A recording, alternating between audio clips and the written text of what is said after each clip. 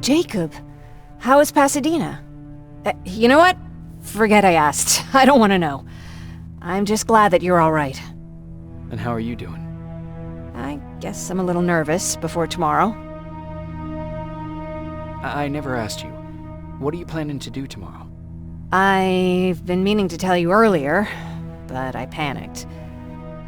And that's because I decided to go with Ryan. We'll find somewhere safe, away from all this. You have to understand, I need to do what's best for Patrick. I'm his big sis. I need to protect him.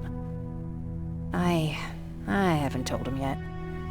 He'll be devastated leaving you and Aaron, but I think it's for the best. Aren't you curious about what happened in Pasadena? No.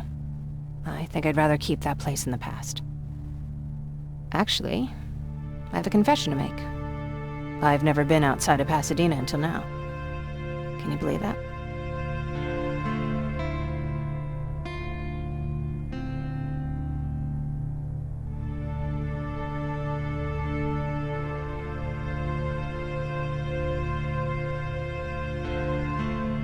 How's that even possible?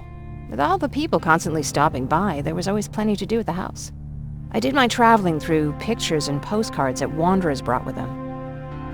My favorite had a little flamingo drinking water from a lake on it. Its long red neck curved like a snake. Patrick's mother gave me that postcard. It's funny how I never met my mother, but I was around to see Patrick's leave him.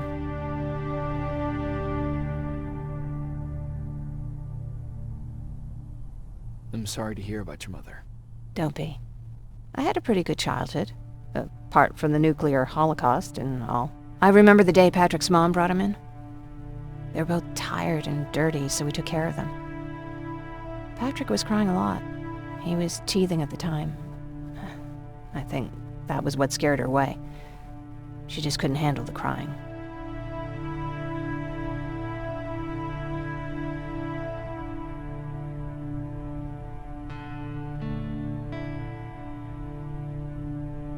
I guess I'd be scared too.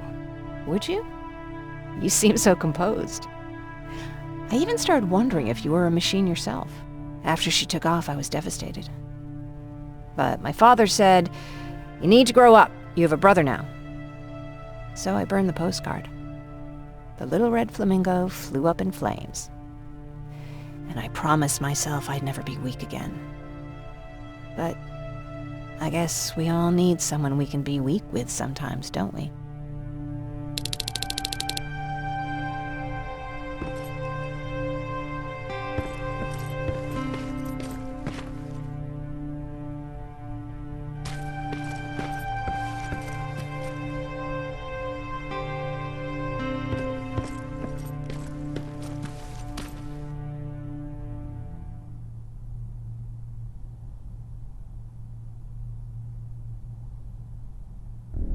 Wake up! We need to move. What's going on? Everyone, wake up! You need to get out of here. Who the fuck are you? It doesn't matter. What matters is that you can't stay here any longer. She asked a question, and I suggest answering. You don't want to do that. I've got this place rigged with explosives, and there's a detonator in my pocket. You got what? Would you mind? Lower your gun, Ryan. He's the one that saved my life. What do you want from us? You have to get out of here. Skynet's on its way. They finally found you. What you mean they found us? They were looking for us? Not for you. For him. He's essential to winning this war. Skynet knows that. That's why they've been following him for months. I have to make sure nothing happens to him. In a couple of minutes, an infiltrator will walk in here trying to kill him. I can't let that happen. We have to bury that Terminator here once and for all. All right, everybody, you heard him. Let's get moving. I'll get the bus ready. There's no time for that. There's a passage here. It will lead you out. Use it. What was that? All right, everyone, get out! Jacob! Give me that. It's the same one. It's the same model. Leave! Now! How the hell's he still alive? Go! Go! Go! Watch out! Don't just stand there! Run!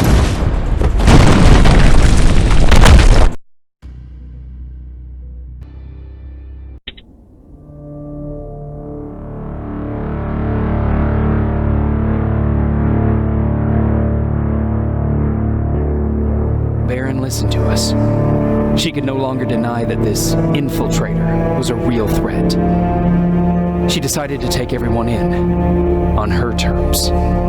The shelter was on high alert, but thanks to the intel I gathered in Pasadena, we slowed the advance of the Annihilation Line and gained some time. Just enough to start preparing the counterattack.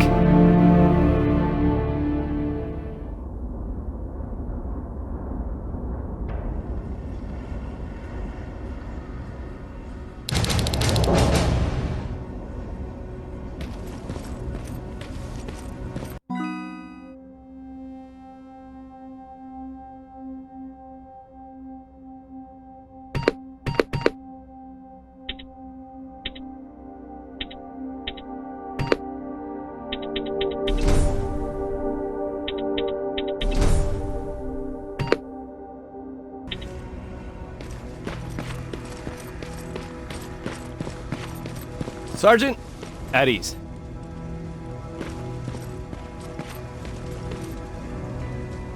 Well, look at you, Sergeant. When you helped us in Pasadena the other day, I was trying really hard not to panic because you were only a private. Sorry for underestimating you. I guess I should salute or something? How's Patrick? Every day a little better. Aaron says he'll be back on his feet in no time. She's done a great job with him. I wish I could repay her somehow. It just doesn't seem that she needs anything. Getting ready for another scavenging run? No, I just came out here to catch my breath. Baron is giving us the entire evening off, believe it or not. Doesn't sound like her. I need to report to Baron.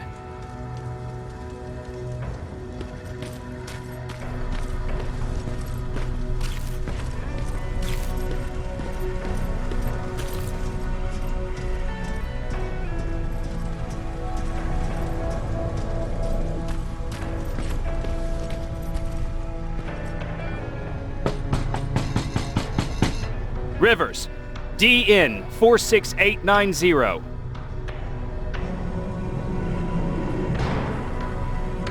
The commander is expecting you in the control room, Sergeant.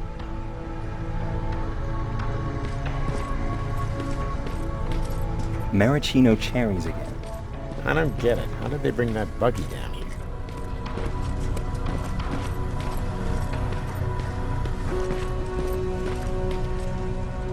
Are you alright? Me? Honey, I'm about the most well-adjusted person in this goddamn place. It's the others you should be concerned about. You mean Ryan? Ryan ain't so hot either, but that's another story. Jennifer? I'm worried about her. I'm the one that asked Baron to give her team a little break.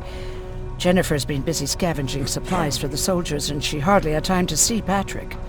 And now she's finally got a day off. She's avoiding him like the plague. How's Patrick doing? He's fine, but it wouldn't kill you if you checked on him yourself. Is there anything you need? No. I have to say the Resistance is pretty well supplied. Don't tell me you miss running errands for me. I don't believe that for a second.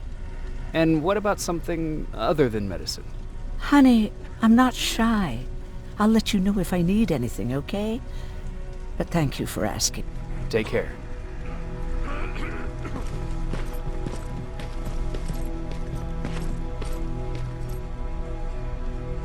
How are you doing? Good. Aaron's going to let me leave in a couple of days. Thanks for bringing that chalk. I've been drawing a lot. I'd be so bored without it. How do you like living in the shelter? There's a lot of people here. I like that. I heard a funny joke yesterday. You want to hear it? Yeah, tell me. What's brown and sticky? A stick.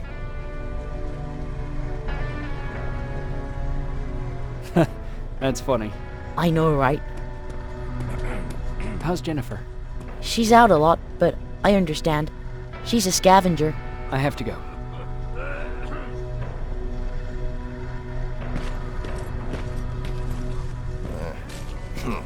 Alvin lost his spider scout again. Man, I saw it crawling through the shelter earlier. Almost gave me a heart attack.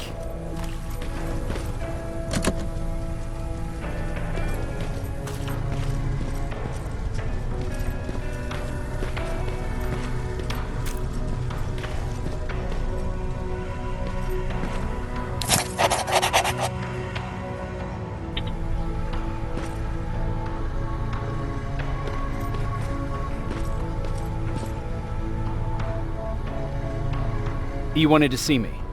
You're finally here. Good. I have a special task for you. I want you to head downtown to check on the doctor. Doctor? Alvin. He's out there making sure that our defense systems are working properly. Ever since we went radio silent, I had a small team of trustworthy messengers maintaining communication between our outposts.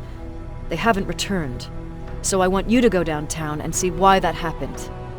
Could be nothing. But Connor doesn't want any hiccups while he's up there in North Division preparing the attack on Skynet's central core. Is there a problem with the radio? The Annihilation Line is within spitting distance of downtown. We suspect that Skynet will be intercepting all transmissions from that location. So for now, we're going radio silent. That's why I need you to go there personally. Central core? Skynet's main reactor, the source of all their power. We shut down the central core, we shut down Skynet. Connor's preparing the attack as we speak, so you understand we can't have any critical complications at this stage. If you don't mind me asking, how did you end up here? Excuse me if I act a little surprised, Sergeant. But no one in here thinks it's wise to ask their superior personal questions. But since you did, I'll humor you. So, how did I get here? The same way you did. I was born, raised, and given a gun. We don't really have a say in what we do we? Or do I assume too much? Was it any different for you? Why do you fight, Sergeant?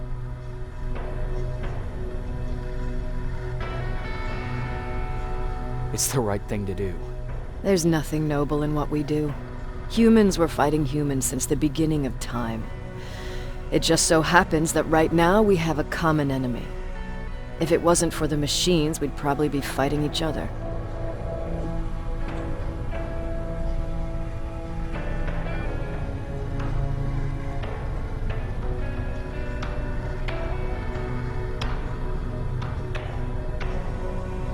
If that's how you view humanity, are we even worth fighting for?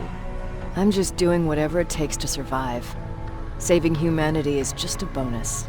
Besides, I'm not a fighter. When I go out there in the middle of the night with my Westinghouse, I'm not looking for a fight. I look to seek and conquer. I'm not a fighter. I'm a bully.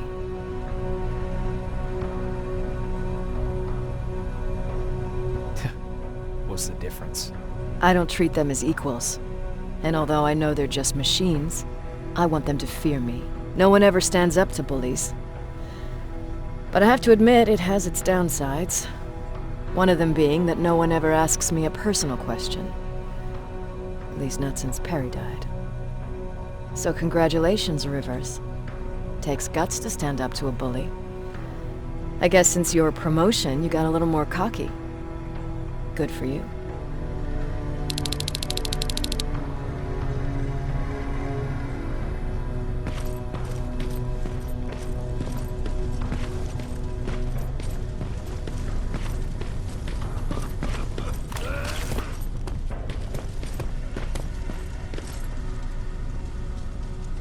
Hey Ryan, how's everything? Exactly as you would imagine. Baron's keeping me busy. They weren't kidding when they said she's a hard ass. What did you hear?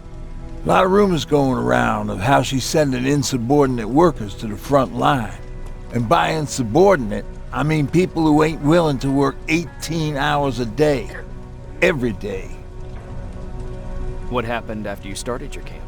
Honestly, not that much. At least not in the beginning.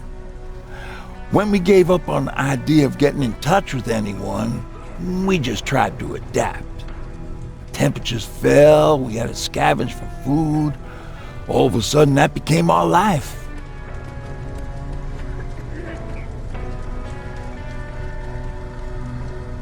When did you first hear about Skynet?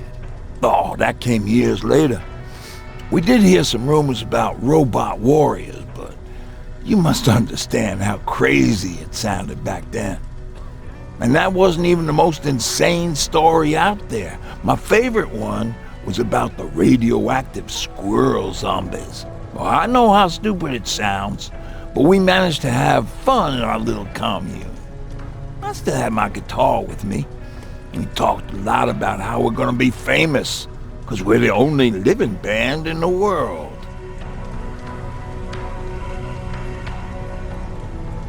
You played in a band. I did. One of the few things I was better at than Tucker. He didn't have much talent, but he loved the idea of sex, drugs, and rock and roll, especially the first two. We were just stupid kids, not realizing what was going on. We paid the price for it the first time we saw a tin can. I was tuning my guitar when I heard a strange noise. I found out later that it was a T-400. Must have heard me play. It didn't even have the decency to look scary. Maybe if it did, we wouldn't have just stood there when it started firing. What did you do? I froze. I didn't run to help. I didn't scream. I didn't even move. I just stood there, like a coward. A tin can got Tucker with a single bullet. Bam, just like that. 7 other people died before we finally destroyed that thing. Ironically enough, I was the one who delivered the final blow. Safe to say, it was the beginning of a new era.